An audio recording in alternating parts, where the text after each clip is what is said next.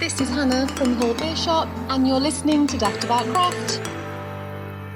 Daftaboutcraft is sponsored by Hall Beer Shop, based in Stourbridge in the West Midlands. You can find a huge selection of craft beers in store and online. Check them out at hall-beer.com.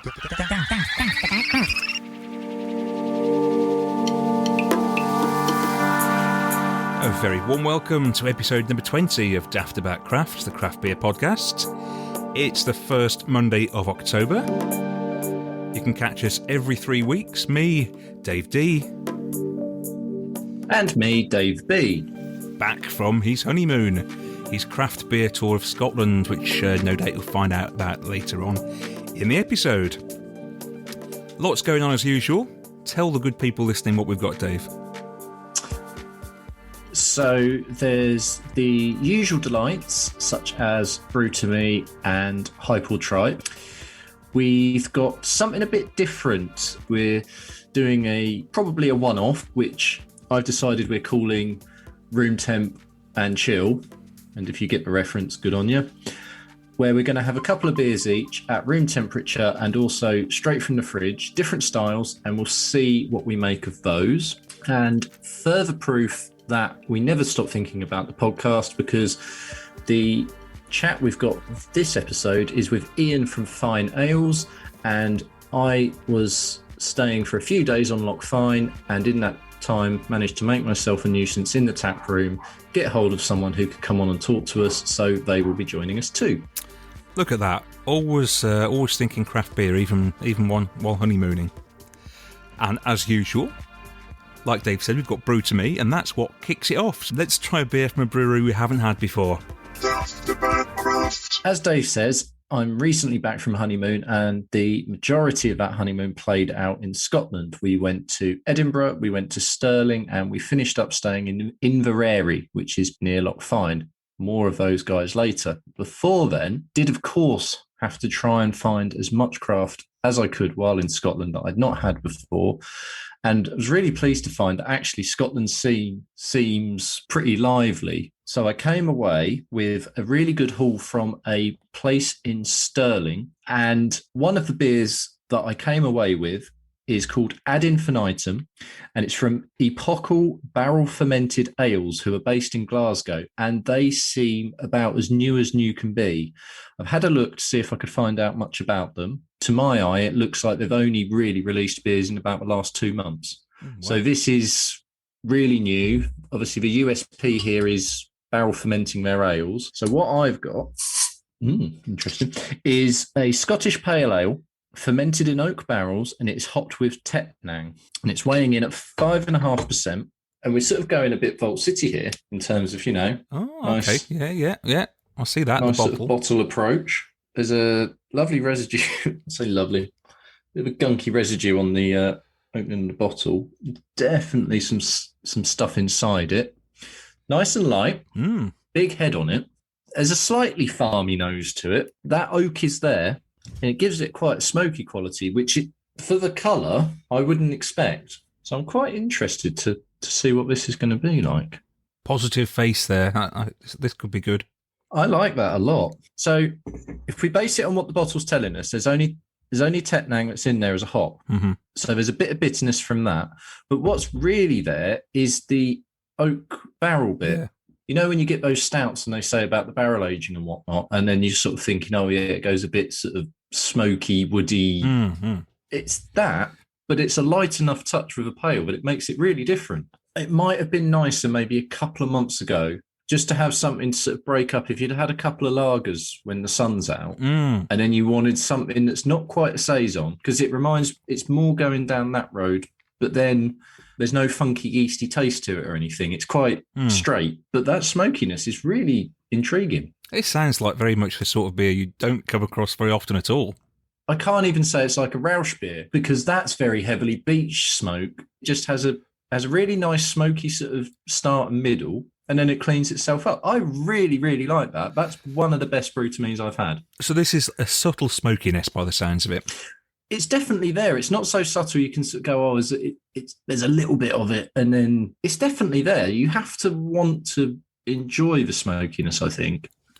You're very enthused about this. You almost make me want to reach into the screen and grab your glass and try a bit. I'm really pleased I bought these two because there was this and there's another one I've got, and that is stronger. I think it's got Sartop and Centennial.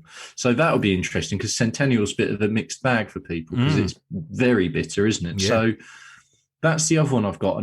And having had a quick look, what they've done with this already is they've made an even more punchy version. This is 5.5, but they've made another version which is 9.1. They obviously knew what their brief was and what they wanted to do. And if this is what they're doing, I'm going to have to start trying to find out how to get hold of more of it. Well, I was going to say, how can we get hold of it then? On their Facebook page, Epochal Barrel Fermented Ales, they look sort of really in the opening stages of things. So I'm not sure quite how easy distribution's going to be. Their sort of most recent post, for example, they've had a loan of a labelling machine from Vault City. You know, that's lovely to see. And also they thank New Barnes and as another company for additional technical support. So it seems like they're getting help from elsewhere just to get on their feet and get going. I'd love to know more, and I'd love to get hold of more of their beers. They very much feel like someone I'm going to be pestering to see if they'd like to come and talk to us. So it sounds like this is really top of your Brew To Me list. I think so. The last time I was this excited about Brew To Me was Nightjar, and that worked out really, really well. We really liked their stuff, and they spoke to us as well, and that went really well. So fingers crossed, more of the same, please. Well, I hope mine's going to be as good as this. I am going to open a can from Sheep in Wolf's Clothing, who claim to push the limits of craft beer from alcohol-free and beyond. So all their beers are from 0.5 to 5.1%. And we came across them at Brew London, and my wife was chatting away to them. And then I saw some somewhere. So I thought, I'm going to try this and get hold of it, see what it's like. So the beer I've got from Sheep in Wolf's Clothing is called Shetland Pony Pale Ale, and it weighs in at 2.8%. Now, having had a bit of a heavy night last night, this is quite a good beer to start off with on the podcast. It's interesting they've called that a pale, because a lot of people would call that a table beer. Exactly. Yeah. Or a micro IPA or something. 2.8 is way down on your usual ABV. It is, isn't it? What have we got in here? We've got Amarillo, Citra, Idaho 7 and Mosaic. So quite a lot of hops packed in there for quite a small ABV. Okay, well, a lot of these beers that aren't very strong, like you say, you might class them as table beers. There's usually not a lot going on. It just slips down very easily and it doesn't really go anywhere. This has a bit of a bitter kick to it. I'm trying to think where that would come from. I think most of what I'm getting actually is Mosaic. Okay. Yeah, Mosaic can be quite dominant, can't it? So, but it's nice that it's got a finish though, because that's always the criticism I label at sippers, which is unfair in itself because that's what they're designed for. But I hate it when you get a little bit of something and then it just fades to water, and sort of about halfway through you just feel like you're drinking vaguely flavoured water. Yeah, this is anything but that. In fact, I would not pick this out as being 2.8%. It definitely tastes like more. Lovely. It is. That's very a nice pale. colour, actually. That's a nice colour and a nice head. Yeah, a lot of very tiny bubbles on the head. No, that is good. Okay, that mouthful tastes a little bit different. Now there's a bit of citra coming through as well. Okay, but with the bitterness at the end. That's good. That's good. I definitely recommend that. Now, I don't know a bit like yours, Dave. I don't know much about these guys. There's not a huge amount on the internet. I can see they joined Twitter in June 2020, so they've not been around a great length of time.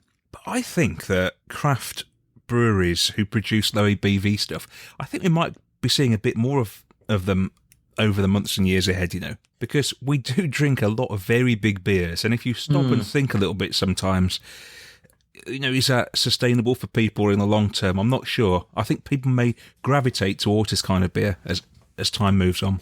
I talked briefly there, didn't I, about session IPAs, because there was a big thing about that. All of a sudden, every brewer did a sort of 3-point-something beer, and then that seemed to fade away again.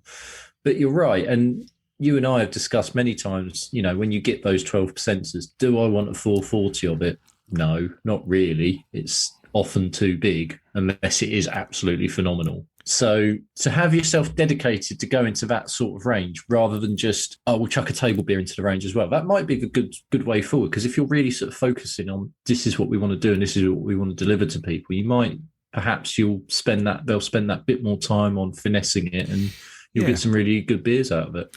And I think you can pack quite a decent flavour into these low ABVs. That's a great example of it. I tried one recently from Toast, which was 0.5%, which was, it was packed full of flavour. Talking about Toast, we've got them on the next podcast, Dave. That'll be good. We do. Beers you might once have scoffed at as being, that'll taste like water or whatever. They're a lot better than you might think. I think low alcohol beers have come a long way. And 5.1, it's still worth sort of pointing out, it's still considered quite high by quite a few people. Yeah, If you have a typical lager in a pub in the UK, most of them will weigh in somewhere around there, if not less, won't they?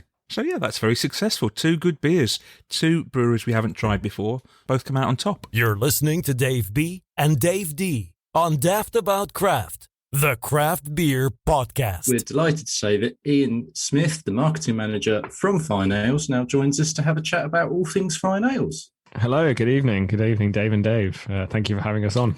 Not a problem. So we are a farm brewery based in rural Argyll, as you know, Dave. At the head of Loch Fyne, we were founded in 2001.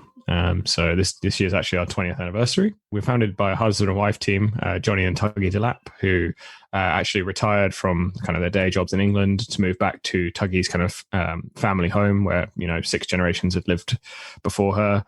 And basically wanted to do something with the farmland. We've got 4,500 acres of land up at the brewery. So they decided that they wanted to move back, start the farm again, but also try and do something to bring a bit more life to the Glen, bring a bit more industry, tourism, people. And they explored a few options. I think candle making was one of them. And at one point they were close to doing a smokery, so smoked fish.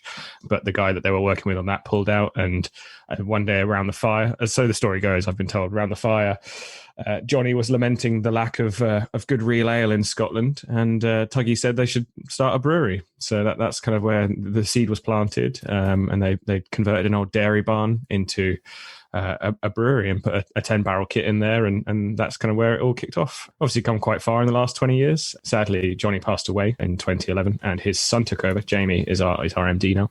And then kind of from there, that's where the real growth kind of kicked in. It became much more of a business.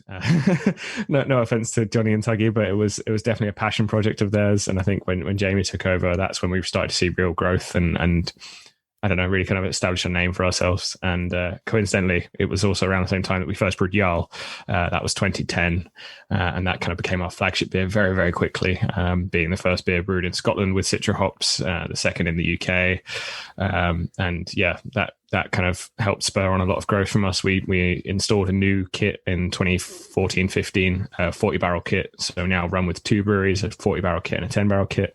And the 10-barrel kit is kind of now dedicated to our barrel aging and mixed fermentation project, the Origins Brewing Project. And yeah, hopefully in these post-COVID times, we're going from strength to strength. And yeah, it's a growing team and growing sales and growing reach. Hopefully we'll get more beer down to England as the recovery from the last 18 months continues. Oh, I should say, yeah, I say we're a farm brewery because we are a working farm. We have herds of red deer and Highland cattle, which we use to provide meat. They're fed on the spent grain from the brewing process. And then from there, they produce meat, which we sell through our shop and through our website. And we also supply local hotels and restaurants as well. It's quite a complex operation then.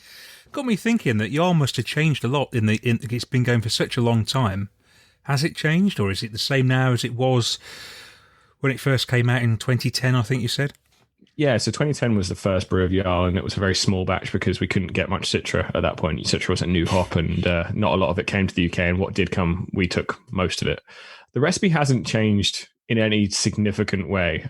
Tweaks because different crops will have different alpha acids, but at its core, it's still the same beer. And if anything, it's probably better now than when it was in 2010, because when we moved up to our 40-barrel kit, we had it was a state-of-the-art kit, in British kit, built by Musk with a full-size hop back, and we use a lot of whole flower hops. So it was, yeah, I think from when we moved production to the new brewery, that's when Jarl really kind of found its stride. And I think it's probably tasting better now than it ever has. It's a single hop Citra beer, and we buy a lot of Citra, so we tend to get our pick of the hops when it comes to the crop harvest every year.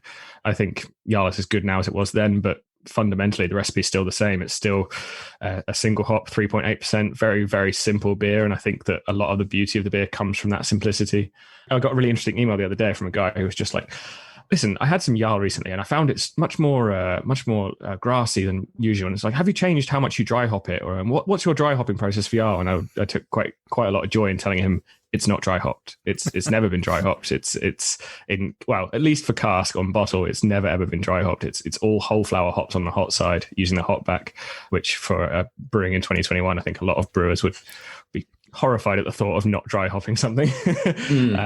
But yeah, the can that you've got there, Dave, that one is dry hop. So that was for Jarl's 10th birthday last year. We did the cans for the first time, and we dry hopped Jarl for the first time, and it became a bit of a special edition. And we liked the way it tasted in the cans as a kind of more modern presentation. And yeah, we continued doing that. So that the cans version is dry hop, but Jarl as a cask beer is just a very, very simple beer. When you said it wasn't dry hopped, I'm sitting here thinking, oh, that's interesting, because this tastes like it is to me. And yes, it's quite bitter at the end, isn't it? Yes, yeah. Like it's interesting. Like kind of bitter has become a bit of a dirty word in craft beer, and we disagree with that. We're kind of like business is a good thing, or can be a good thing if it's done in the right balance. And I think you'll struggle to find people who would say that Jarl isn't best on cask. Is that the right way of saying it? Basically, Jarl is a cask beer first and foremost, and I think that's the best presentation of it. I think the can's probably second in terms of getting close to recreating that, but both are quite bitter beers that not powerfully bitter, not astringently bitter, but enough to keep you coming back for another mouthful. You know, that thirst-quenching bitterness that makes you want to keep drinking it, and that's what is at the core of a good cask beer. You know, cask is all about drinking beers, and that's what Jarl is. Well, you've tried it on cask and bottle and can, haven't you, Dave? I tried it on cask, keg, and bottle when I was there. The can was the only one I didn't have because when I got to the tap room, I sort of got excited about everything else that I hadn't had. So I was like, I've had Jarl, and I know I can have Jarl later when we go back to where we're staying in Inverary, and like the bar's got it in bottles if I want it. So I'll leave it for now, and I'll have everything else you've got. And I was really interested to see like what you sort of thought the best presentation of Jarl is, and you've answered with cask, because I was going to say I thought it was cask as well. It's that little bit more rounded. I think it is a little bit softer on cask than it is in any other presentation, and I think that's the beer was designed for cask. It's always going to shine best in cask, and I do think we've gotten closer with the can than any other format, and I you know, the can's the ones I have in the fridge. That's my go-to. But yeah, it is a cask beer, and we're quite proud of it as our kind of flagship cask beer. And we're still a cask-led brewery. You know, we've been doing this for 20 years, and we started off making, you know, cask beer, only cask beer, and maybe a little bit of bottle conditioned stuff. But you know, that's it. It was all about honouring kind of the British brewing traditions, and we're still all about that today. We've sort of talked about session IPAs and things like that. I mean, that for me, it stacks up really well against what a lot of craft beer brewers would put out as their session IPA. I'd rather have that times out of 10. Usually, we like to think we can spot a more traditional brewer who starts going craft. The beers often don't quite stack up against some of the big craft players. But if you just gave me this and I didn't know where it had come from, I think I would believe that you're a proper craft player, if you know what I mean. Your roots weren't steeped in cask. I mean that as a compliment, not a put down. No, I get that. And I think that's good to hear, because we've always kind of thought of ourselves as kind of bridging that modern cask kind of approachable craft end of things. You know, our beers, like our year-round cans of IPA, we've got Workbench and Easy Trail, and they're both very, very approachable beers. And so our kind of spectrum is that's where we kind of excel, is those kind of beers that are kind of modern cask or approachable craft. And then the Origins is kind of way at the other end, which is why it's a separate project to everything else. Because I just see Dave's opened one of those bottles, and and I mean, as you say, we're now completely at the other end of things trying this. So while I sort of have a little couple of mouthfuls of this, because the nose is really interesting, what's been the theory behind bringing this Origins series then, and how long have you sort of been in operation with this? In truth, the first Origins brew, it was before it had a name. It was actually in 2015. We attempted our first spontaneous brew in 2015. And we had a brewer at the time called Andrea, who was very, very heavily influenced by kind of Belgian brewing traditions. And our boss, our MD, Jamie, he was very, very very keen on exploring more of what it meant to be kind of a modern farm brewery. And I think he looked a little bit at what's going on in the US with breweries like Jester King and Hill Farmstead. And he spent quite a lot of time in the US and kind of saw what those guys were doing with their kind of rural locations and producing these beers that had a real provenance to them, and thought, we as a brewery have a very, very unique location, a location that's very special to us. And he wanted to find a way to celebrate that through beer. We're a brewery at the end of the day, so we produce beer. And I think when those two kind of got their heads together and saw the opportunity to do something that was partly influenced by the Belgian lambic culture and partly influenced by this kind of modern farmhouse brewing that was creeping up in America, I think that's where Origins came from. And that's what it's all about. And Jamie, again, my boss, who always says, it's all about giving a sense of place in the glass, so that when someone opens an Origins brewing beer, they've got a real sense that it's come from Fine Ale, from Glen Fine, from this rural little corner of Scotland that's a little bit off the beaten path. And yeah, he wants to kind of really bring home who we are, where we are, especially in those beers. And I think there's no better way of doing that than doing spontaneous brewing. Using only the microflora in our atmosphere to ferment the beers. That those beers could only be made by us in Glen Fine. So yeah, that's kind of where we're moving more towards with Origins Brewing. We've put out 5 spontaneous beers now, and I think we've got another. Yeah, there is another one coming. There's 2 more before the end of the year, and I think you'll be seeing more and more spawn beers from us in the coming. I know what's going to happen here. I'm going to, when I have this, I'm going to really enjoy it, and you're going to suck me in, and I want all of them. That's what happens. You will. I can tell you that, having just tried that, because Dave loves sours, and regular listeners will know that. I don't, but I like farmhousey stuff, and I like wild ales, and that is really interesting. I like what you're saying about with the microflora, and also it's not a wild ale made with some hop which would not be accessible. Jester, which I think the last time I had Jester was Dig Brew, and they like doing things with British hops, and to see this showcased in that way is really interesting. Like the nose is really heavy. I sort of got orange and a bit passion fruity maybe, but it's tart without being sour. So I'm happy, and you'll be happy too, Dave, because it's tart, but it's not mouth puckering or anything like that.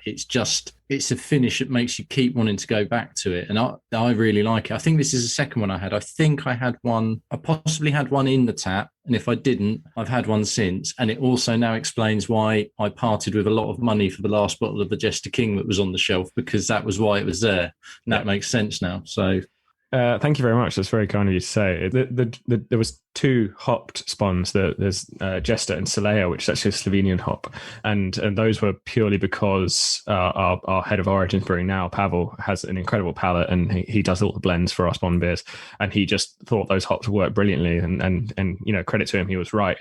Generally, we're going to try and do more foraged ingredients. We have done quite a few. We've done beers with foraged elderflower, gooseberries, rhubarb, like lots, anything that we can kind of forage. Blackberries, obviously a big one in Scotland. We've used lots of foraged ingredients so far in Origins, but not that many in the spawn beers. But our next one is blackcurrant, which is using Scottish fruit. And then from there, we actually started our own fruit farm this year, which is really, really cool. So we've taken a bit of our land that's behind the farmhouse and put up some cages, and now we're starting to grow some fruit which will eventually be used in our spontaneous beer. So you'll have beer that's only fermented using the native microflora, and then the adjunct in them will be fruit that we've grown on our own farm, which is I think that's kind of the dream when it comes to having a sense of provenance in the beer. Have you ever talked to Little Earth Project down my way? Yeah, we're good friends with them. Okay. That makes a lot of sense. I look forward to, I assume, if it hasn't been, seeing some sort of collab in the future, because that just seems like a easy fit. We brewed with them in the Glen in 2018, and that has been in barrel for the last 3 years. Oh, wow. Yeah, we kind of, I think we feel, they brought up some of their own, because they malt their own, they have their own malt, they grow their own barley and malt it. So they brought some of their own stuff that they'd grown on their land up in their car with them, some sacks of malt. We brewed with that, and then filled, I think, 3 barrels with wort and mixed cultures. And I think we lost one of the barrels, got an infection that made it wasn't particularly nice, but the other 2 barrels were both very different. And there was lots of back and forth about kind of how to blend them. And yeah, it's a little bit dull, this, but basically we've been talking constantly and trying to like see how the beers age over the last few years. beers, and then what potential blends will come out of it, what adjuncts we can do with it. So there is a collab in the works. In fact, I think a couple of weeks ago, Pavel sent them some bottles of a blend that he thinks will be really nice. So I'll have to chase Tom and Danny and see if they've got any feedback on those ones. Oh, wow. Well, it's exciting, isn't it? I'm looking forward to it. Yeah, that's great. As you were saying earlier, it's 20 years since Fine Ales began, and I believe you've marked that with a couple of stouts. I think I'm right in saying that, aren't I? That the stouts were they sort of to mark 20 years? Not exactly. No, those were just. We got hold of some nice barrels and decided to put some stout in them. No, those are versions of Mills and Hills. So Mills and Hills is kind of our year-round imperial stout. It's 9.5%, and it's a proper classic Russian imperial stout. No adjuncts, no nonsense, just nice. Big kind of chewy dark red fruit, kind of datey flavors, and lots of layers of malt flavor to it. It's a great beer. And then we've done lots of different versions of it in terms of, we've done bourbon barrel aged. We did a Prosecco grappa barrel aged version. We did do a couple of adjunct versions. We did a cold brew coffee version and a Black Forest version. And then we got hold of some really great barrels, Moscatel and Cognac. And we were like, right, so we're putting Mills and Hills in them. And then, yeah, they chilled in there for a bit. And I think they came out earlier this year in June, but perfect time for barrel aged imperial stouts to come out. But yeah, they're really tasty. Those weren't specifically for the birthday, but they are some special beers. We do have a special beer coming out for the birthday, which should be out in a couple of weeks. It's a blended barrel aged barley wine, so that will be out very soon. And I'll have to get you some bottles down. But yeah, keep an eye out for that. It's just the 20th anniversary ale.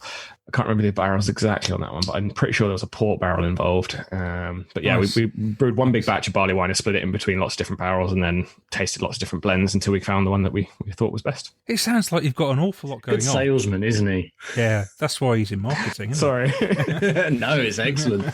I mean, you've got 2 marks here. We'll buy anything you like. So. I'm not trying to give it a hard sell. I just really like talking about beer. No, so do we. So you say you like talking about beer. How did you get into the whole scene then? What's your personal background? So probably like a lot of people my age, a lot of my first encounters of craft beer was the early days of Brewdog. I didn't have a lot of beer stuff growing up. I wasn't a kid drinking cask. It was mostly when I came to Glasgow and came to uni that I started kind of dipping my toes into craft beer. But I was very lucky that when I graduated in 2010, my first job out of uni was with a tech company, and that took me to the US a couple of times a year. And the place that took me were to Southern California and to Denver.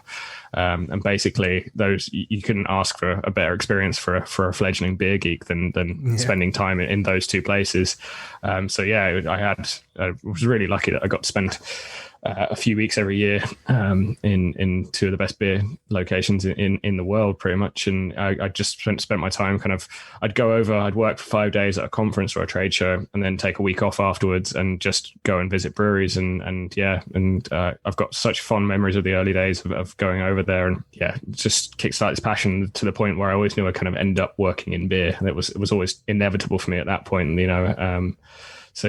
then I saw an advert for a job at Fine Ales, and this was 2017, start of 2017. No, it was the end of 2016. I started in January 2017. So the end of 2016, I saw the advert, and I remember I dropped it in the email to the recruitment email and just said, this job description is really vague. I can't tell if I'm over or underqualified. Would you like me to apply? And they said, yes, please. So I applied and went through quite an extensive interview process and eventually got hired. So yeah, and I don't think I could ask for a better brewery to work for in terms of, the team is so dedicated and hardworking. And I think you have to be to overcome the challenges of working in a brewery in the middle of nowhere like we are. In terms of the beers that we're putting out, in terms of having origins as something that is so many breweries would love to have what we have in terms of being able to do that barrel project and mixed fermentation and spontaneous fermentation. It's an amazing place to work, and I'm going to mention it because I feel like I should. And Fine Fest every year, our big festival, which is just the best event going. I absolutely adore it, even if it absolutely consumes my life for weeks and weeks and weeks in the run up. It's 100% worth it. It's the best event. Well, tell us more about Fine Fest then. No, you can't leave it at that. Okay. So every year in June we have a festival for 2,500 people in Glenfine. It's a full weekend of camping and live music and incredible food and beer, amazing beer. We have Meet the Brewers talks and panels, which are hosted by Pelican Magazine. We have we had over 100 breweries, I think. The main bar has 64 taps on it, 32 cask, 32 keg. And then we have additional bars as well. We had in 2019, we have guest bars. So basically we invite people from different countries to come and represent their country. So we had a bar from the Shelton brothers in the US, who are they were one of the biggest distributors in the US. And they brought us some incredible beers from the likes of Bellwoods and Jester King and Hill Farmstead and all these amazing mixed ferm breweries and IPA breweries as well. So we had a US bar, and we had an Italian craft beer bar as well, and the live music on from midday till 2-3 a.m. every night. It's pretty mad. Look at Dave D's face while you say When's the this. date? What date is it next year? When is it? It's I can't remember the exact date. It's the first weekend in June, which I know next year is also the Queen's Jubilee weekend. So that's this is much more important than that. Yeah, well, the good thing about that is though there's 2 extra bank holidays because of it. So it could be a big messy weekend. Like we've got a drone photographer who comes every year and takes photos across the campsite, and there's a photo of like the campsite and with the glen and the lock at the back behind it and stuff, and you just show people that photo. When is this festival? I must come to it. And I'm sorry, this is not good content for a podcast, but you can go to finefest.com and see that photo, and then you can buy tickets to come and join us next year. That sounds immense. Wow. It's pretty cool. But it is, as you say, is a lovely part of the world, and it lends itself to that amazingly with the land you've got. But just aside from Finefest, then what else is in the works? Because I mean, it sounds like, as well as the sort of 20th celebrations, you're definitely not stopping. And as you sort of said at the start when we started chatting, that you're hoping to get bigger and bigger. What are the bigger and better plans that you're able to disclose to us? Sort of what's the future hold for Vine Ales?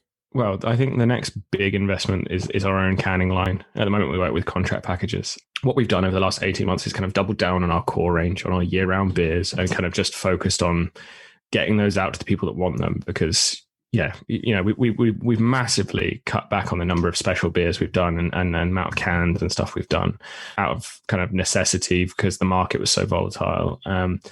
But having our own canning line means we can be a lot more responsive, a lot more flexible, and a lot more adventurous with the beers that we're producing. And I know you hear this from other breweries who have kind of done that kind of traditional to craft transition thing. And we've always tried to keep our relevant with canned specials. But I think having our own canning line would be a huge kind of opportunity for us to, again, just to kind of seize those opportunities a bit more when they come up and not have to rely on partners. And okay, we have some very, very good partners who do our canning and our bottling. But just having the kind of agility and flexibility that comes from being able to do it ourselves on site would be huge for us. There's always a lot of projects in the work. We're about to start recruiting another couple of people for the team, which is always nice. It's nice to have new faces and fresh ideas in the team. I do count myself pretty lucky that I got into Fine Ales. It is just a ridiculous place to work. I've just finished my can of Yarl, and I've just opened another one. Which one have you gone for? I've opened Workbench and just had a sip of that. It's really good. Lovely and well-rounded. Yeah. I love it. Yeah, Workbench was... we did a project, that was 2017, when my first year at the company, the brewery. Ugh, company's a horrible word. Anyway, 2017 was my first year at the brewery. We had our flagship IPA was called Sander Blonde, and it was a very Nelson heavy. It was a more trad IPA, and kind of we did lots of blind taste testing with the brewers and stuff, and kind of established that it wasn't where we wanted it to be in terms of a flagship beer. And we basically did a project to create a new flagship IPA that went through iterations. So we put out Workbench version 1, version 2, version 3, version 4, and got feedback from trade and from direct from customers as well. And basically used that to kind of hone in the recipe for what eventually became Workbench IPA. So it's our flagship. It's our punk. We sell a lot of it because it's IPA and people love IPAs these days. There's nothing mad about it. It's not double dry hopped. It's not a milkshake. It's not anything mad, but it's a really solid mosaic heavy IPA. It's give the people what they want. I like Workbench. It's a really solid beer. It's dangerous though at 5.5%. It's not one that I can session too heavily these days. Not as dangerous as Ragnarok, which I foolishly picked a can up when I was in there and sort of said, "Oh, can can I get the cans off the anything and just drink? Oh yeah, get it out of the fridge and drink it. And I went for Ragnarok. And it was only about one, and it was about my second one. I went, oh, that's 6.2. Right, okay, fine. I'll just settle in the corner here then and get through it. I mean, again, lovely beer, but as you say, dangerously drinkable. So strong that you've forgotten that it's actually 6.8. It was 6.8. Oh, exactly. I mean... Yeah, no, Ragnarok was originally brewed as a double Jarl. I think it was maybe Jarl's 5-year anniversary in 2015. We did a double Jarl, and it was originally a very, very kind of very old school double IPA. It was 7.4%, and it was very malt, kind of caramel sweet forward. And then that's another one where every time we brew it, we change the recipe slightly. It's still big Citra, but now it's a bit more, it's hazy, and it's a bit softer, and it's what people want in a 440 ml 6.8% IPA these days. And I think it's pretty great, to be honest. It's nice. If people do want to get hold of your beers, where is best to go and get them? Yeah, so we're fineales.com, and on there we've obviously got our online shop. We do regular special offers, and there's mini casts, bowls, cans, pretty much whatever you want is available. Well, I say that we've got a CO2 crisis coming, so there will be something available. You can find us on Twitter, Facebook, and Instagram. We're at Fineales. It's not hard to find us, and and if you want to look at the festival, that's finefest.com, FYNEfest.com. We're expanding our reach up here quicker than below, south of the border, but hopefully we'll catch up down there as things get back to normal and we start to be able to push out a bit more. We'll see you at Finefest next year. Yeah, please come. You'd be very welcome. We'll do a podcast from the Glen. It'll be great fun. Oh my God.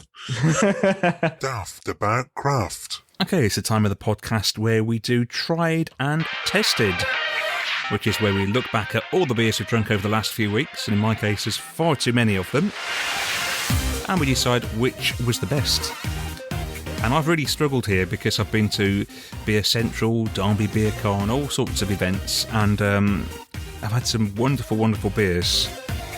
But I've actually decided to go for one that I didn't have at one of the beer festivals, and this is an English grape saison from the wonderful Donzoco called Tide Vines, which was a mixed firm saison brewed with aged hops and lemon verbena. Fermented for 13 months. Spritzy, sour, delicate, grapes. It says on the bottle, ideal for a picnic. It's ideal for any time, believe me. It was so good, I didn't have one 750ml bottle, I had two of them. Not just for yourself, it should be made clear. Exactly, there was a bit of sharing going on. If you see it, get it. It's wonderful. Tide Vines. And I must just give an honourable mention to Defeat the Rancor from Neon Raptor and Emperors. The wonderful Emperors. Everything that man touches turns to gold, and this beer is tremendous. I had it at Derby Beer Con, I had it at Beer Central, and I've had it at the Hall Beer Shop as well. It is a marvellous 13%, I think it is, maple and pecan Danish pastry imperial stout. Sticky, thick, rich, chocolatey. It's just immense. If you see that, get it as well. Dave, about you. Just to say, with that Defeat the Rancor, it just shows how immersed in beer you've been recently, because I actually did suggest it as a hypotripe candidate, because down here in lowly Suffolk, where we don't have such amazing festivals seemingly happening on a weekly basis, I saw it and thought, oh, that looks very interesting. And I knew it had been out a little while, and I said, oh, that might be a bit old, to which you replied, I've had it 3 times. so there we go. But anyway, my beer is an Omnipollo and Buxton's collab, and I remember when these first happened, probably about 3, possibly even 4 years ago. They were all of a sudden, these ice cream beers that came out of nowhere almost were just incredible. The sort of depth of flavours that were coming out and how it all tasted. And I think it sort of thrust Omnipollo into the forefront for a lot of sort of craft drinkers in the UK. And these beers are still going. And what I had in Brewdog Edinburgh was the original double raspberry ice cream, which is one I've not had before. And it was exactly what it said it should be. It was raspberry, it was smooth, it was sweet, but it wasn't too sweet and it wasn't too sour. It was just perfectly pitched. It was a delight. I ranked it very highly, and I would just say, as a bit of a callback to what we were doing earlier, I will be ranking and will have ranked by the time you're listening to this, the ad infinitum even higher. That was such a late charger, but I would have easily had that as my tried and tested, but it just happened to fall on the episode. So high praise for that as well. But the beer I enjoyed the most was Original Double Raspberry Ice Cream by Omnipollo and Buxton's. What a few weeks for wonderful beers, hey? Spoiled. Very spoiled. Daftaboutcraft. We love doing different things on Daftaboutcraft. We're going to do something now we've been talking about idly for a little while, but we're going to put it into practice. Dave, what's it called? Room temp and chill, which is something I'm going to just hammer into the ground for the duration of this episode. You just keep going with it. We've got 2 beers. We've got pale and a stout, and we've got 2 cans of said beers each. One of them has been in a fridge. The other has been stored out of the sunlight on a shelf at room temperature. And we're going to pitch them against each other, but we'll be trying the shelf one and the fridge one side by side to see which comes out best. I think I know what's going to win here, how it's going to pan out, but we just don't know. Some people think beers are best in fridges. Some people think they're best on shelves, depending on what the styles are. So we're going to sort of thrash it out and see what comes out on top here. Exactly. There's sort of conventional wisdom, isn't there? You have a dark beer. What you should do is if you're going to store it, you keep it somewhere nice and dark and cool, but not in a fridge. And then it's allowed to sort of do its thing. And then you just have it basically at room temperature. Whereas I don't think any of us here would dispute a lager is better at, out of the fridge, isn't it? I mean, you don't want to be having a room temperature lager or something. That's going to be horrible. But nobody enjoys that, do they? No, but pale ales, as you say, there is a little bit of opinion. You see plenty of them stored in bottle shops where the can of a bottle will just be out room temp. Now, obviously, you might then take it home and put it in your fridge before you have it. But do you need to? We hear about cold chaining and how that's the future of making sure your beer tastes as fresh and as lovely as possible. So, let's put it to the test. So, the first beer we're going for, the classic Steady Rolling Man from Dare. Everybody in the craft scene and not in the craft scene knows this beer. It's everywhere, isn't it? It is. I'm going to be gutted if we've ruined 2 cans of it as well because it is such a nice beer. I'm just... Which should we start with, though? The fridge, what? The refrigerated one? Or the room temp? I would say start with the fridge because that's both... That's normally, if you had a can of this, it goes straight in your fridge, wouldn't it? Exactly, yeah. So let's do that because we know what we're expecting. Here we go. I love the new... I say new, it's been around for a few months now, but the new design on this can. There's something still really exciting about having a can of Dare in the fridge, though. I don't know whether it's because it's 500s or... You just like that big can, that's what it is. I do like the big can of pails, definitely. I always enjoy that. But also, there's just something about having Dare cans. So the thing about this, it's a very soft pale, isn't it? Soft, delicate, tropical fruit going on. They describe it themselves as a perfect pale ale, and it is, isn't it? And that it's tastes very beautiful. hard. Aside from what we're doing, it's very hard to fault as a beer. And actually, just tasting it, it is so well balanced, isn't it? Crikey.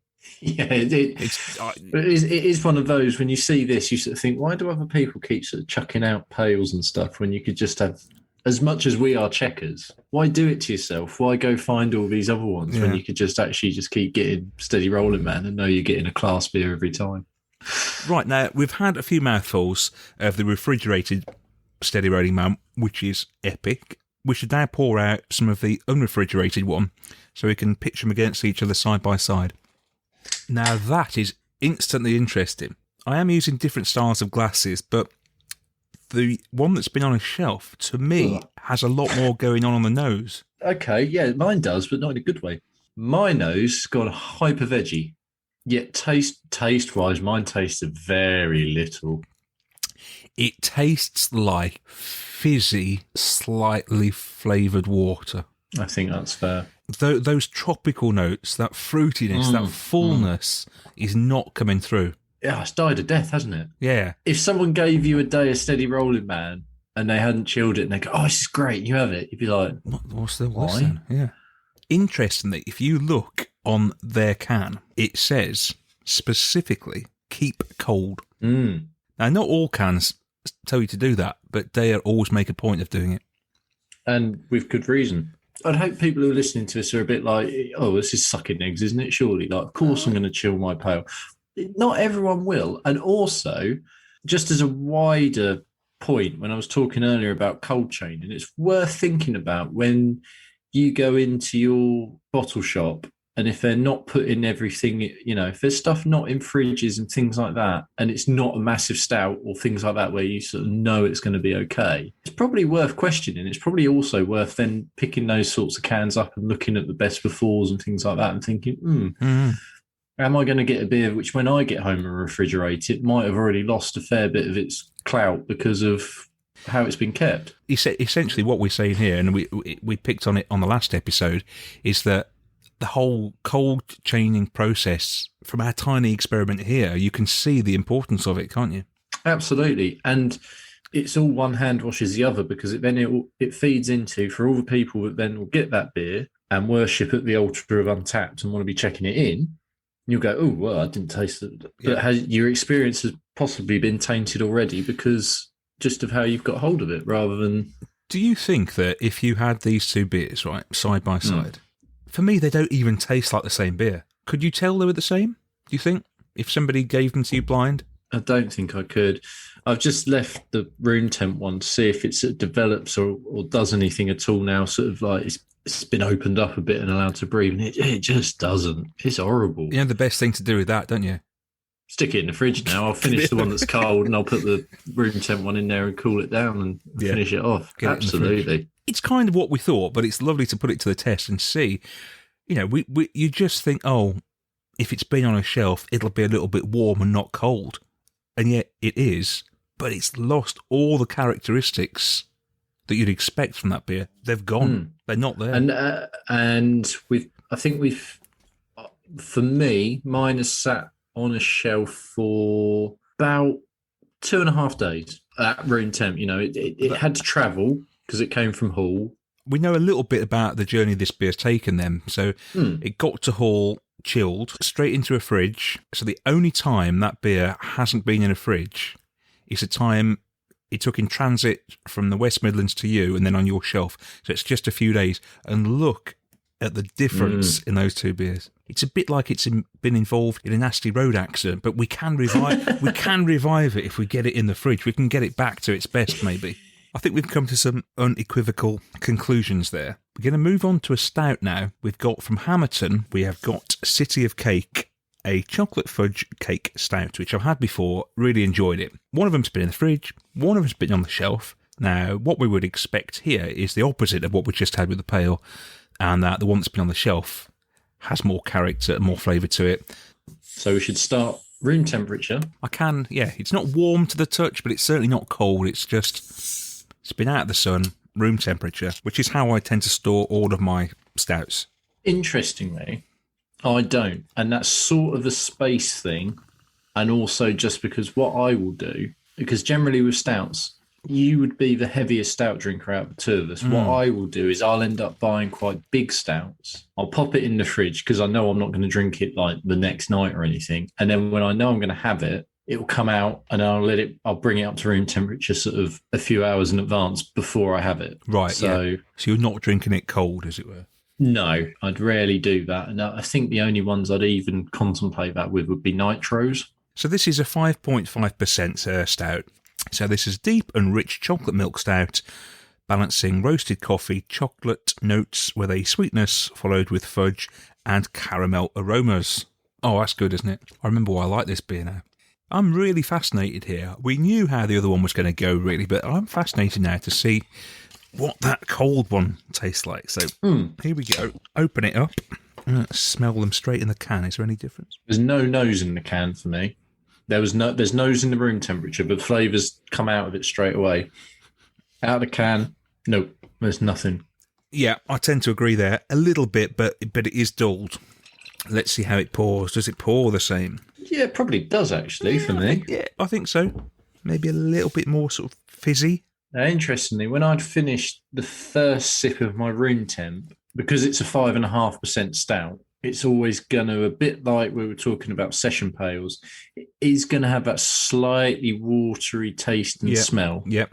It doesn't probably have the taste so much, but it does have that smell. And that's what I got on an empty glass. But I've now got a full glass, and it's quite a watery smell for me. The refrigerated one. Yes. Yeah, there's no chocolate, there's no fudge or anything on the nose. It's just watery. Yeah. Better than the steady rolling, man. I'll say that.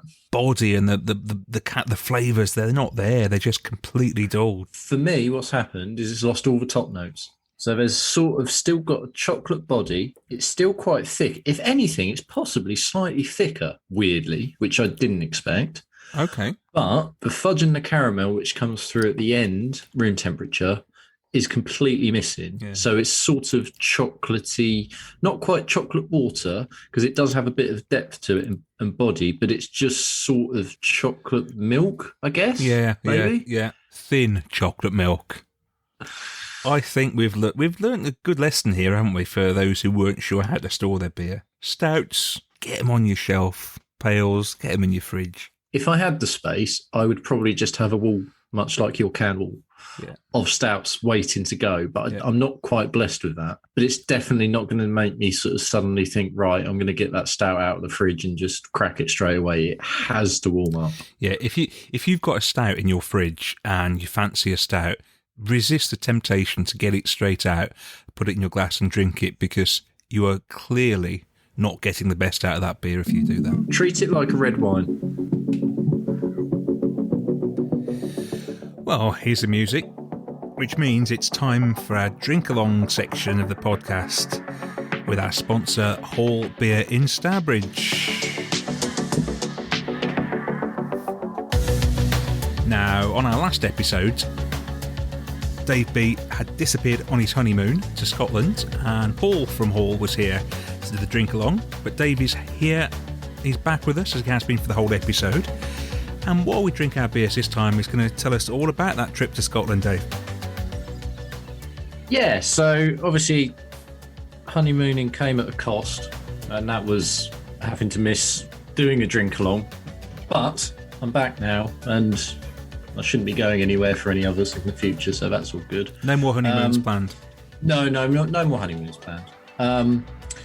But what it did allow us to do, as well as having obviously a lovely time, is I got to experience some new craft places. We started in we had a night in York, and I sort of know where to go in York, so made sure to check out the 2 House of Trembling Madness premises, which had plenty on. Although I would just say, if they were ever happening to listen, can you please sort out letting consumers know who has got the beer, because it used to be that the original premises had a massive bottle shop underneath. That's still there, but it's slimmed down a bit.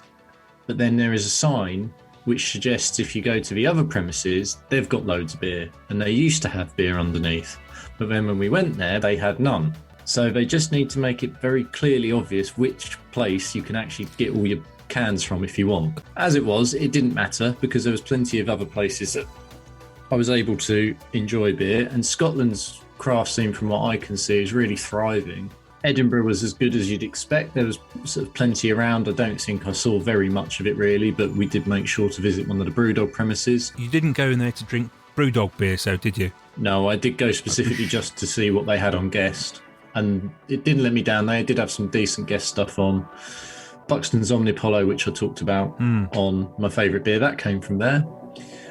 And the Brewdog in Stirling, which was a bit of a strange place for there to be a Brewdog, because Stirling as a city is very small. It's not huge. It would really rather be better classified as a town in some ways. But that was very good. They had a very knowledgeable and friendly member of staff whose name I didn't collect, although I did try and put him onto the pod, talk to him at length. And one of the stars of the show on their guest taps was Pillars, who until previous episode I'd never heard of until sampling them for Brew To Me, and they'd done a Doppelbock, and that was really good. That would have stood up to, you know, what comes out of Germany as Doppelbock. So that was probably the highlight from there.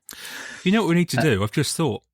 We need to open a beer. We're chatting away. We do need to open a beer. I'm talking about all these beers. We're chatting away, and if we're going to talk beer, we need to drink a beer. So I'm putting it off slightly though, and there's reasons for that.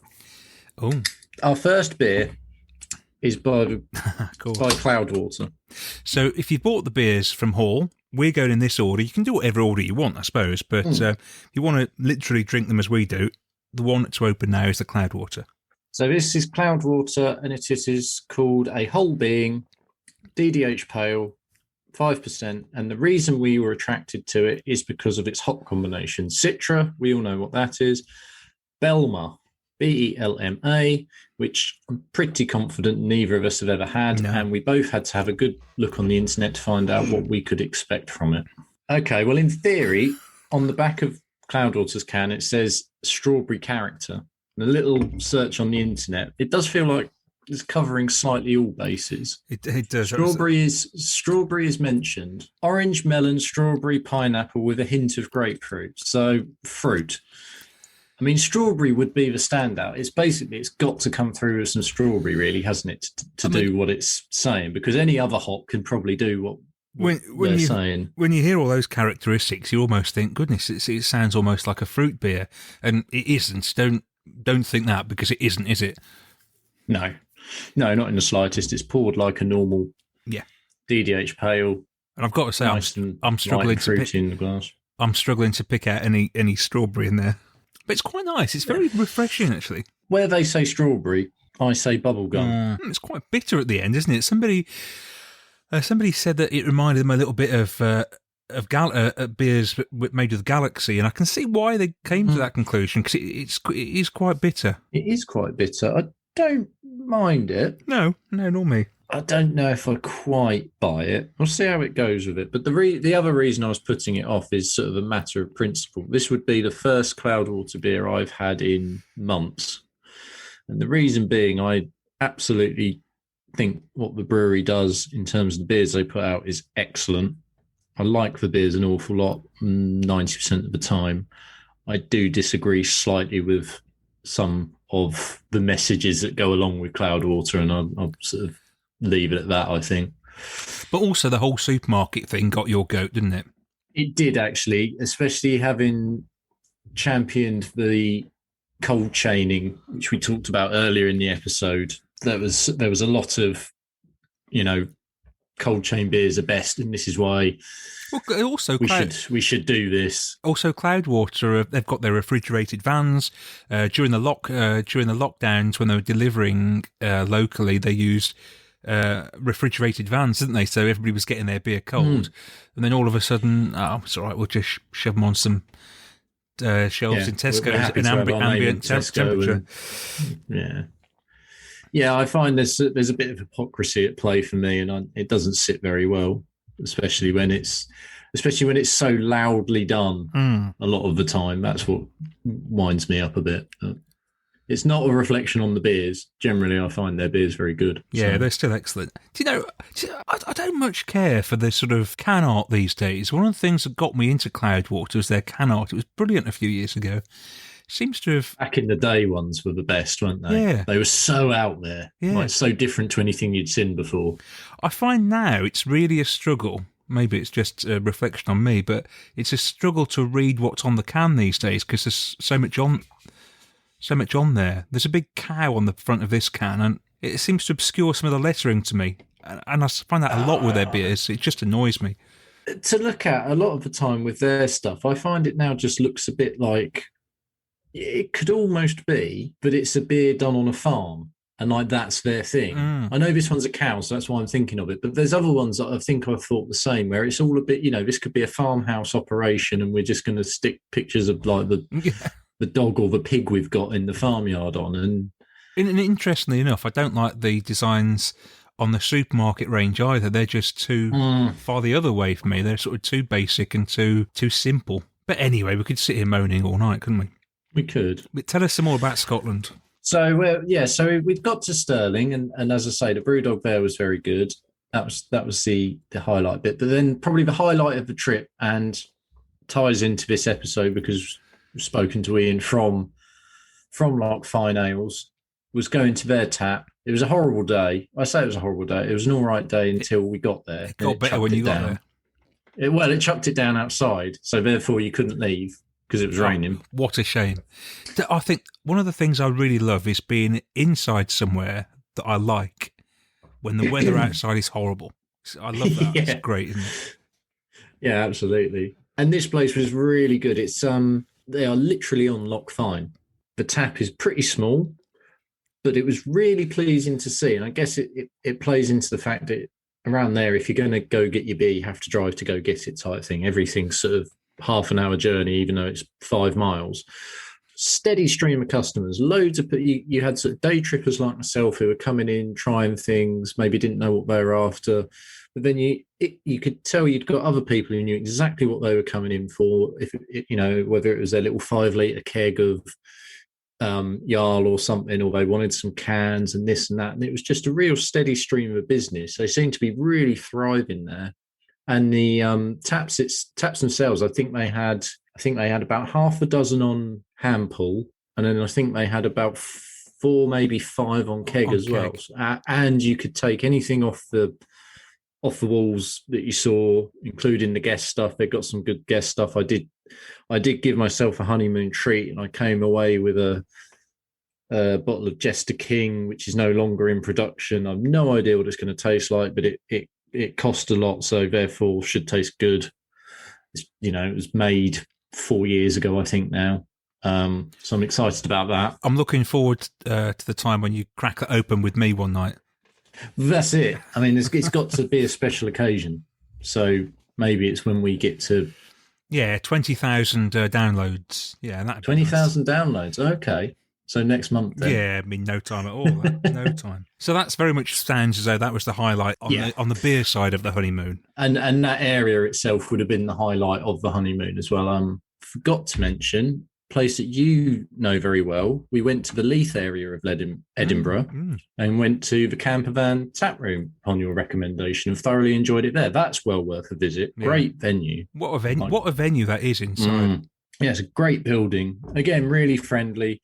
Went on a Sunday afternoon, which was perhaps not the best time to see it at its best. I suspect on sort of a Saturday night, Friday night, when it's really rocking and rolling, it'd be great. But loads of good, really reasonably priced beers as well. All their own stuff is ever so cheap, and you can have, a third of something, and it's less than £2. Nice. And even 2/3 isn't going to be up to £4, I don't think. They were really good.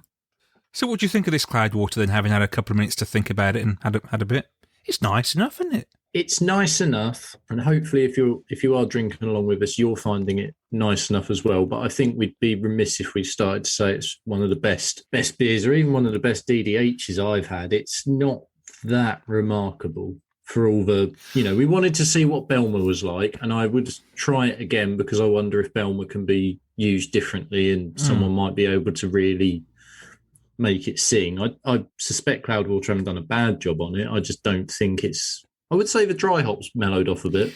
I was just about to say that. No, that bitter end has now become more rounded the further on you go. And it's quite pleasant now. Yeah, pleasant without blowing the doors off, I think, would be my... So you've got 2 beers left of the 3. We've got West Coast Pils and a chocolate stout. So we're going to end with the stout, which, of course, has been resting on the shelf since we got it. Absolutely. And the West Coast Pils is a callback to the last drink along, because Paul from Hull, he talked about New Barns and how they'd gone perhaps a little bit quiet, or hadn't heard as much after them sort of seemingly being everywhere. Now, I would have loved to have gone and seen them, but unfortunately I'm not sure they even have a tap, but their brewery certainly wasn't open on a Sunday, which was a shame because I very much wanted to go see them because of all the sort of lagers they do, because that's right up my street.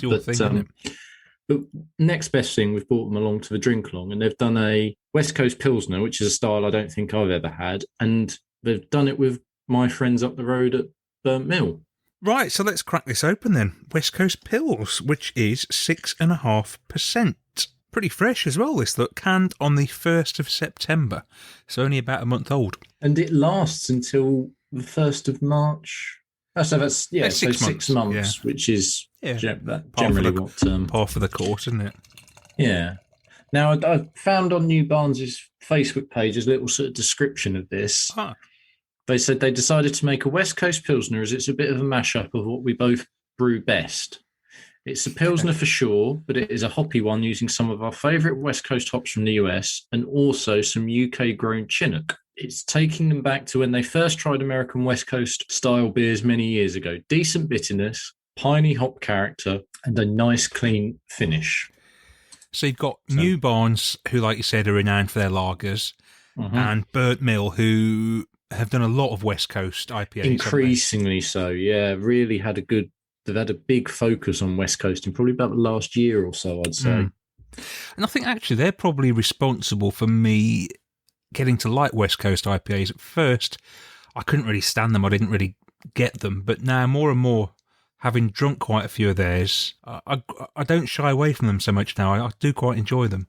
I'm still probably staying away a bit from the West Coast stuff. I can't quite get on with it. I need to... There's a couple that I can stand, much like I think if people get a bit bored of East Coast and it all tastes the same, and perhaps I am there, I still haven't flipped around to want to go to the other side and go all sort of dank and piney. So I like that. That's a perfect palate cleanser after the Cloudwater we've just had. Yeah, I'd agree with that. Well, while I pour mine out a bit more and see what I really think of it, we've heard about what I've been doing in the last few weeks, but of course, someone has to fly the flag for the podcast, and you now seem to have taken on role of minor celebrity within the West Midlands area, as if there's a beer festival that's got a day on, chances are you can probably bump into Dave if you want to, as he's always at them. Well, I was just looking at these beers we've got here, and I was thinking, we've got Cloudwater, Brass Castle, New Barnes, Burnt Mill. They haven't been at any of the beer festivals that I've been to recently. Plenty of breweries have. We've met lots of lovely people. Had probably far too much to drink at some of these beer festivals. We went to Derby Beer Con. That was the one that started it off in Derby, run by Suds and Soda, who you probably know. Josh from Neon Raptor is one of the guys behind Suds and Soda. Yeah, at one point during the Derby Beer Con, at the end of the night, I seem to recall me and Josh having a conversation and him pouring limoncello down my throat. I don't think I'd quite got the technique right. Other people had got a better technique than me. But anyway, so we started the day off with a quick visit to Suds and Soda in Derby, which is a great little place, great venue, quite small, but knowledgeable people in there behind the bar, knowledgeable crowd, a lot of whom were going on to the Derby Beer Con, which wasn't far away. And the first person we bumped into, or the first brewery stand we went to, was Glasshouse. I thought, well, may as well go to a brewery we know, and we know Glasshouse, their brewery, quite well. And Josh, the brewer, was behind the stand, so we were talking to Josh and managed to hoodwink him into coming onto a future episode of Daftaboutcraft. Talking to him for quite a while. He was telling us all sorts about their plans, which was good. Hopefully he'll share those with you when he comes on. When you're going to these beer festivals, you can probably hear it in my voice. I'm excited now. There's so much to choose from, and you sort of see the beer list and you see the breweries who are there, and you think, oh no, who am I going to go to? Am I going to get to everybody I want to see? And I wouldn't say it's a chore working round, but you don't want to miss breweries that you're interested in. You want to try their beers, but also you want to try new things as well. And one beer we tried was from a brewery called Beer Inc., who are quite famous for their Star Bar beer. And they had got, my wife spotted it, a beetroot sour, which you were obviously going to turn your nose up at, Dave, and say... I like beetroot. Oh, well. I do. I like beetroot a lot. I don't think I'd like it in a sour, but... Prefer it on a sandwich or something? No, because then it soaks into the bread. See, I don't have a problem with beetroot juice. My mum hates the stuff because of that. Although, weirdly, we'll still boil beetroots for my dad. But anyway, that's a whole nother rabbit warren. Do you prefer fresh beetroot or the pickled stuff? Pickled for me, yeah. Okay. This beetroot sour was very earthy. It was really good, actually. And I've since picked up a can from Hall, actually, which I've got. Maybe I should keep it for you for when I next see you. But anyway, so my wife, who loved it, she took it upon herself to take the beer to Vault City's stand and get their opinion on it, because obviously they're sour kings, aren't they, Vault City? And they really liked it as well. And then they got talking, and there was this idea that maybe they would do a carrot and beetroot sour at some point in the future.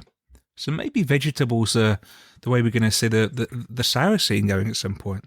So was that a carrot and beetroot sour collab? And essentially, the What- takeaway is Lisa is now forging Well, collabs between breweries. You're becoming middlemen. if you suddenly see a carrot and beetroot sour, basically it was my idea.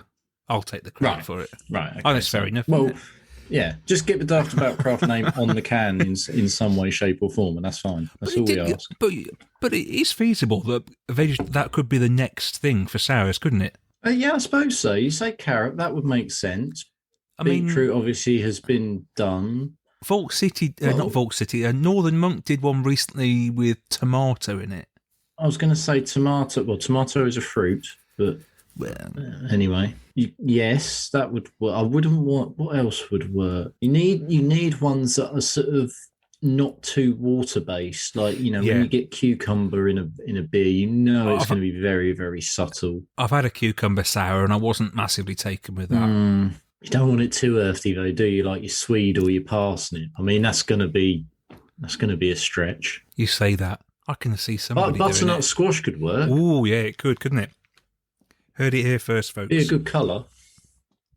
So anyway, it was a great night at Derby Beer Con. But as the evening drew to a close, I think it was 10:30. We were talking to various people. Managed to get hold of your main man from Emperors, who's been trying to snare onto the podcast for many months now. He is basically my he's my Moby Dick, it seems. Right.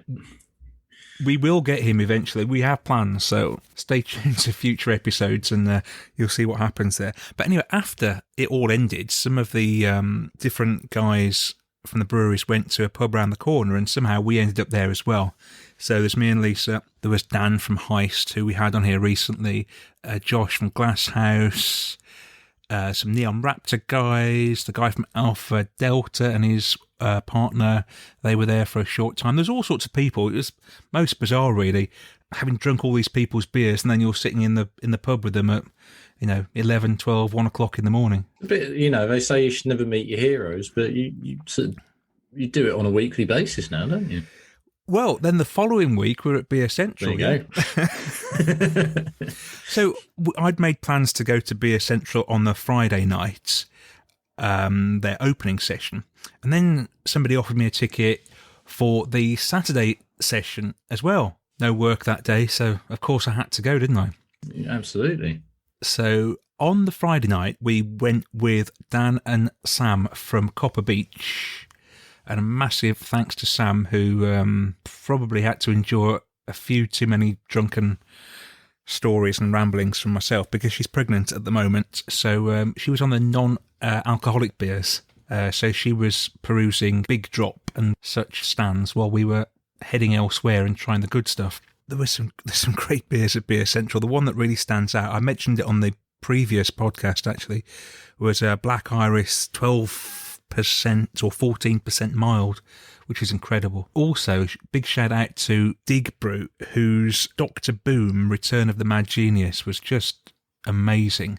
And now available. If you drank that on the Friday night and a small lady with orangey brown hair served you, that will have been my wife because she took it upon herself to serve that to customers on Dig Brew stand that evening. You won't be surprised to I know, look Dave. forward to next year when obviously I don't have a wedding and a honeymoon, because I will be joining you on a lot of these beer festivals. It's just been a very condensed year for me with holiday, but Once we know these dates I for all can't these wait for all festivals, this. I've missed festivaling this year. It just hasn't really been feasible. But you've flown the flag and then some. yeah, So, yeah. Well, it was for the Friday night at Beer Central was quite sedate. I think I had about 15 or 20 different beers, and then casual night. the next day I went with Hannah and Paul from Hall, with Rich and Claire, who drink in Hall a lot, and with another Rich. We drank more than that, quite a bit more than that, but massive plaudits to Rich because he checked in 54 different beers that day. That's some going, isn't it? It is some going. I'd slightly query whether you can give an accurate. There are some other people description of those. There are some other people who we know who checked in 91 beers that day. You're sort of defined by the size of your group, but I think I'd rather sample everything and remember it properly. Yes. And if I only check in a dozen or 15.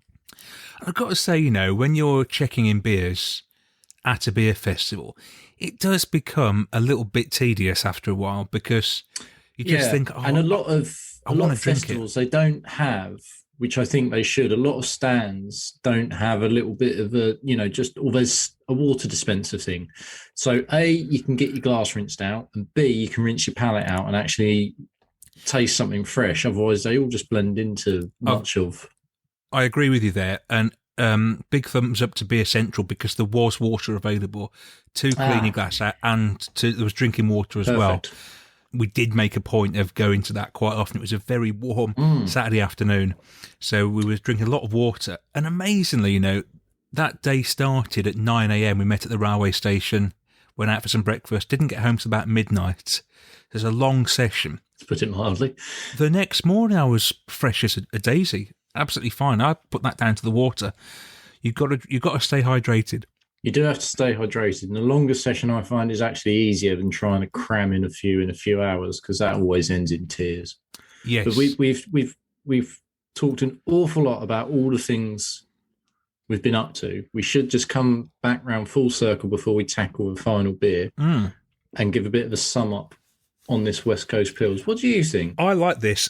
This is nice. I prefer this over the first beer.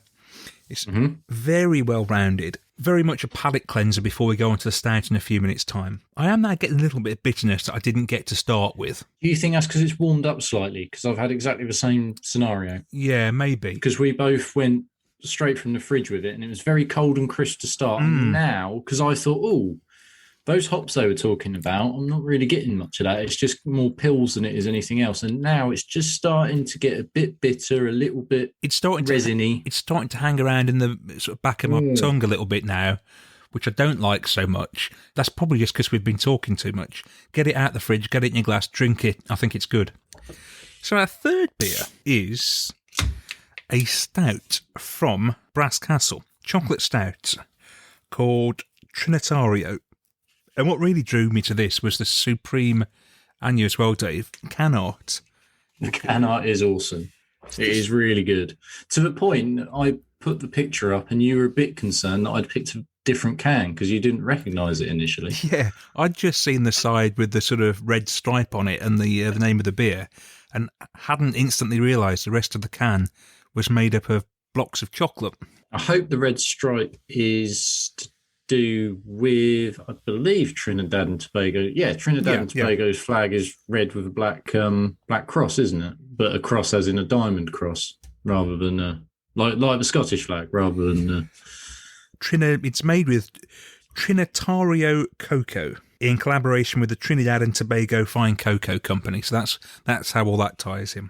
I had my slight airing of why I'm not a fan of ploughed water, and there are, I believe, justifiable reasons for this. You don't like, in theory, Brass Castle, and why is this? I mean, if anybody from Brass Castle is listening, this is no reflection on your beer, but I don't like the font that appears on the cans, the Brass Castle logo, if you want. I just don't like that font. It just annoys me because it's really subtle on the cans, and I can't always read it. God, it makes it sound like I'm going blind. I mean, I'm not blind, but it just blends in a bit too much of the background a lot of the time, and I find the individual letters aren't easy to read, and I don't like it. And that's given me an irrational dislike for Brass Castle beers. I mean, Well, hopefully this one will change your mind. I've got a massive head on there. Look at the state Yeah, I of know. that. It's mine came out very foamy. I wouldn't say it's the strongest nose. No, a watery nose for me there. And now this is only 5%, so obviously, as a stout, this is not going to pack an enormous punch. Okay, so the head has sort of calmed down a little bit. Now, for me, this is quite watery on the nose, and I'm sort of thinking it should be packed with sort of chocolatey cocoa goodness, but I'm not sure it is. I've got to say, I'm not getting a lot of anything off that. No, sadly, I'm inclined to agree. I was sort of thinking maybe a lot of this cocoa still in Trinidad. Like, But it's not very full, and it's not very rich, and it's not really hugely much of anything, which is a shame because it could have been. I can imagine, even though it's only 5%, it could have been quite rounded and full. I think I could imagine sitting in a traditional pub and this coming out in one of those dimpled pint jars with the handle and drinking it off cask and thinking it's all right. But I think our expectations these days with craft beer, and especially stouts, which, you know, a lot of them pack so much of a punch, we just come to expect a great deal all the time, don't we? Brass Castle are a brewer that is very much cask was their thing. They were one of those that have turned from cask to craft, and I believe they still do cask, because my first encounter of them was having Bad Kitty, which is now sort of their flagship. And I remember having that at a Birmingham Beer Festival, and it was a real ale job.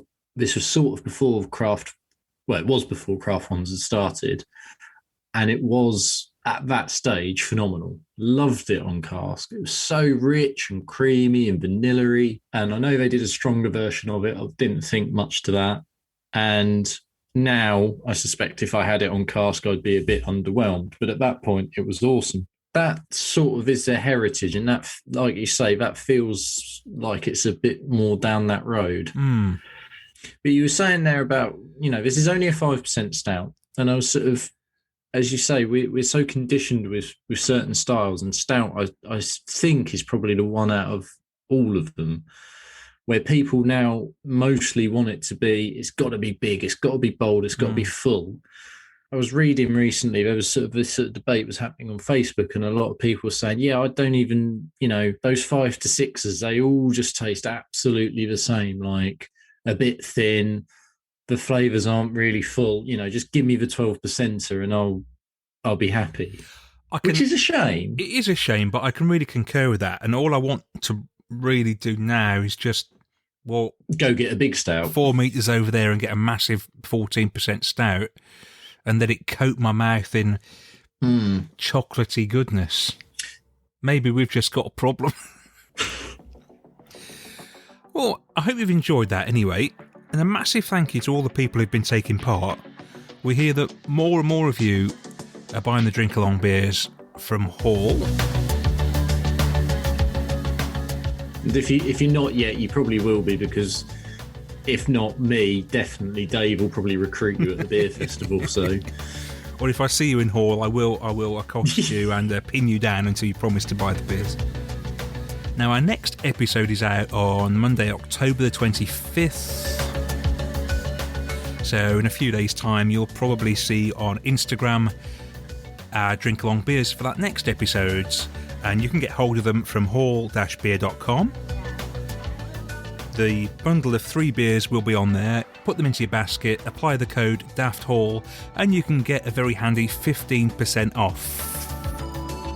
And then you can pick them up. You can probably fill up your basket as well with some other stuff from Hall, because they have many, many, many good beers. So. Absolutely. I was in there today and the fridge was bursting with really nice beers.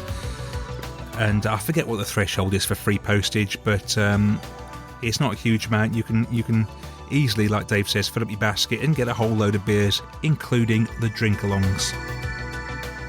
If you've got any comments on the beers you've sampled, let us know on Instagram and we'll give you a mention on the next episode.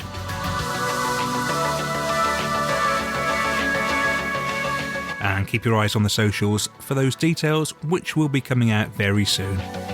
And now it's time for Hype or Tripe. So 20 episodes in. If you've listened to any of those episodes, you will have heard me talk about Vault City. And when it was their 3rd birthday recently, we put their 2 birthday beers under the microscope for our Hype or Tripe section, and they're back again under the microscope with their brand new beer. It's a sour double IPA with strata, and I expect it'll be magnificent, don't you, Dave? I'm pleased that we're going back to more sensible beers. after the last episode where, I mean, I didn't even get to try it, but it did feel like the Tiny Rebel was just a bit of an exercise in futility, really. So it's nice to get something here that we can both hopefully enjoy and discuss. There should be something here for both of us, shouldn't there? For a start, Yes. we've both got the beer, which is a rarity these days. Big plaudits to Vault City, got it to us very quickly, didn't they? Even to your... Even to mine, and it didn't get lost in transit or damaged in transit, or the driver decided he fancied it instead. It actually got here, which is nice. So, like we say, this is a sour IPA. And although there's no actual official description for a sour IPA, they're generally perceived to be sort of New England style IPAs with added tartness. So let's see how this fits the bill. You've poured yours out, Dave. Looks nice in the glass. Lovely head on it. Lovely head, lovely haze. I mean, it's not even haze. I can't see through. You can't see through that. I mean, it's murk. Actually, it's not haze. Smells sour. I mean, I shouldn't be surprised by this, but it smells sour. To me, it smells tart.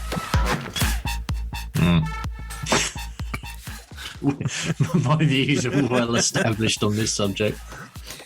Maybe it is, well, okay, maybe it is tart, but it's tart or sour. Yeah, there's no fruit on the nose, I don't think, is there? It is that sort of sourness. So hopefully the fruitiness comes through in the taste. And there should be quite a bit of fruit in there. I found a really interesting description of Strata, and it's passion fruit meets pot. So this is going to be interesting. They reckon, though, that there's sort of tropical fruit tastes in there: mango, passion fruit, melon, and then fresh berries, strawberries, bit of citrus, grapefruit, and some pot as well. So, and it is worth pointing out, just while you take your first swig, this isn't a pure Vault City, is it? Because it is a collab. No, it's a collab with their friends Alpha Delta. It is, yeah. Nice to see some Alpha Delta. They were very much, for my money, they were very much a big thing about maybe start-ish of 2019, it felt like. They were all everywhere, and they're still releasing beers, obviously, but they're maybe not quite as sort of talked about as much as they were. Yeah, they're not sort of as prolific as they were. You know, you've seen them on all the Facebook forums and stuff at one time, and a lot of people were talking about them. This is very nice, isn't it? I like this. You must like this. Tell me you like it. What do you like about it? I'm getting a lot of fruit up front. It's quite tart fruit. There's no bitterness at all. It's really lovely and round. It's like, there's a lot of fruit, a lot of murk in there. That really is very murky now it's settled in the glass, isn't it? It's a sour IPA, but the IPA bit, it's more sour than IPA for me. And the way you described it, actually, that was really helpful, because it made me think, what am I struggling a bit with here? And it is because I think I'm very conditioned to New England IPAs and everything. The fruit, for me, is green, which would make it sour and tart. Mm-hmm. And I don't hate that to start with, but then I need it, personally, I need it to finish a bit fruitier and a bit sweeter, and it never lets up. And for me, that is a bit of a problem. But it was always going to be with a sour IPA, potentially. A style that I think, despite having had far too many beers over the course of my life, I'm not sure I've ever had a sour IPA. And I sort of always avoided them. Do you get that grapefruit at the end? I love that. It finishes on the grapefruit. You get the sweeter fruits up front, and then the grapefruit kicks in at the end. But not in a bitter way. It just brings it down a little bit, which is nice. Yeah, okay. I see what you're saying there. Yes. I mean, I'm sort of happy to be led a bit here with this.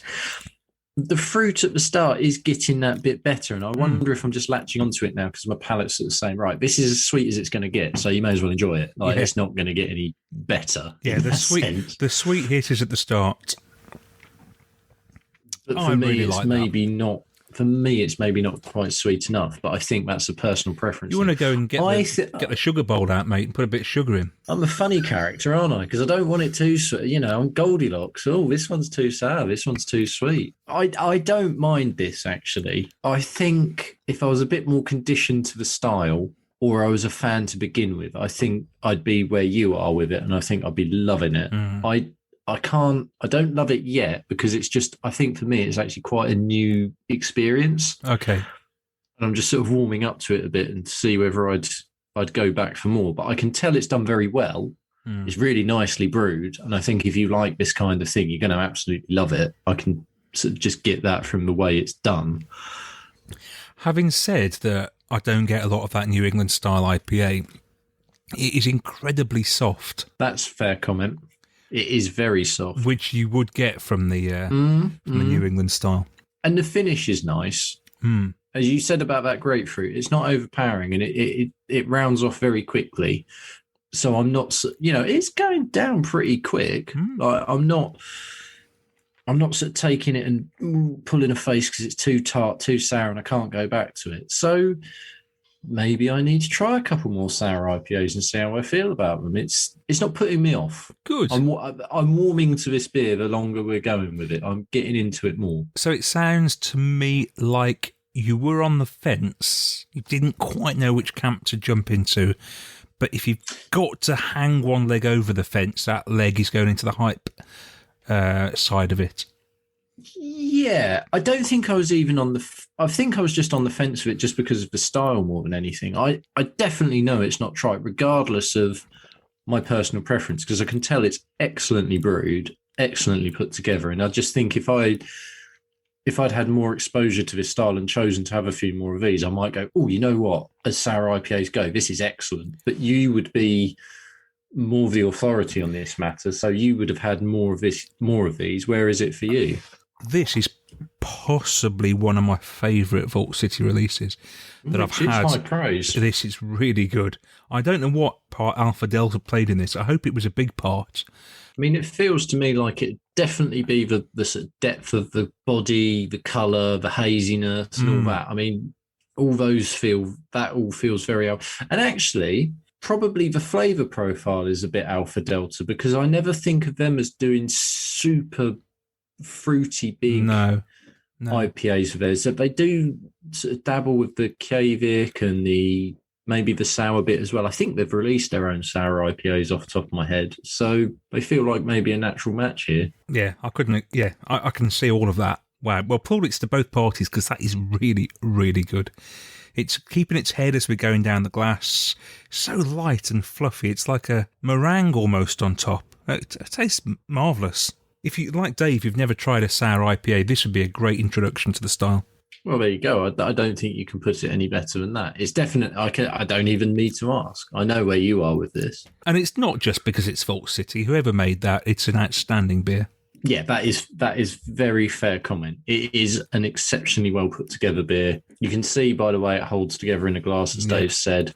I'm growing to like it more with each mouthful, which I think is a good sign. It's definitely a hype beer. I hope it starts to take off. I think this is one of those rare occasions where with the hype beer, we've managed to get hold of it, and both probably get hold of it early before perhaps a lot of people are getting it. Well, maybe we can help it. We're chasing. Maybe we can help it down the hype path. Get this beer because it is marvellous. Daftaboutcraft. You've been listening to Daftaboutcraft, the craft beer podcast, sponsored by Hall Beer Shop in Stourbridge in the West Midlands. Check them out at hall-beer.com.